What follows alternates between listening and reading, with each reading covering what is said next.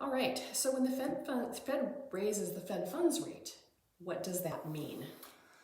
So let's start with what it doesn't mean. How about that? A lot of people have the conception that when the Fed raises the Fed funds rate, let's say by 25 basis points, which is 0.25% or a quarter of a point, they think that means that the mortgage rates went up a quarter of a point. And that's not the case. There is no direct correlation between the Fed funds rate and mortgage rates.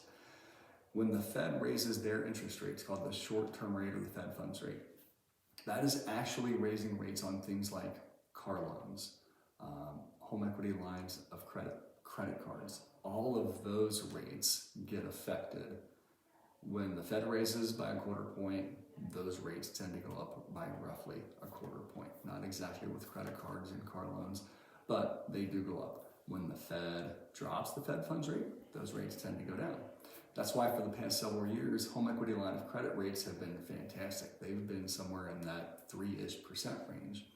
Well, now they're more up in that 8-9% range because the Fed has increased the Fed funds rate by over 500 basis points.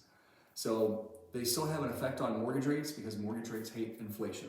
Mortgage rates are long-term debt. When you think about it, we talk about them doing a 30-year fixed. That's a 30-year note at one interest rate. So when inflation is high, that means things are costing more, which means long-term rates go up because they want to charge you more money because everything else costs more.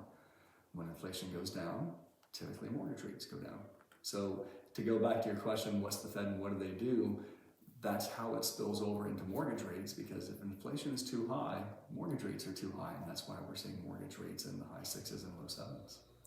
Okay, and that was going to be my next question, is how do those impact mortgage rates? So There you you answered go. that for me as well. It's all in there. Absolutely.